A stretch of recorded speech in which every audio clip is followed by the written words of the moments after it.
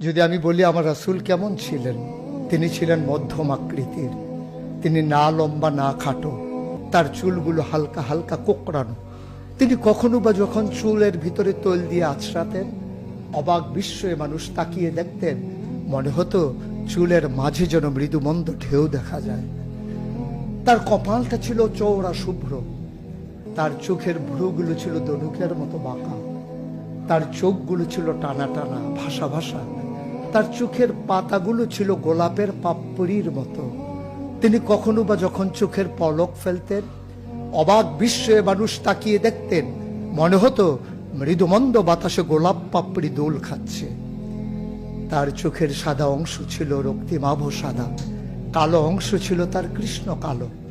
তার ঠোঁটগুলো ছিল গোলাপি রঙের, তার নাকটা ছিল খাড়া, ছিদ্রগুলো ছিল ছোট ছোট, নাকের নিচেই ঠোঁটের উপরে ছিল চিকন সরু গোঁফ।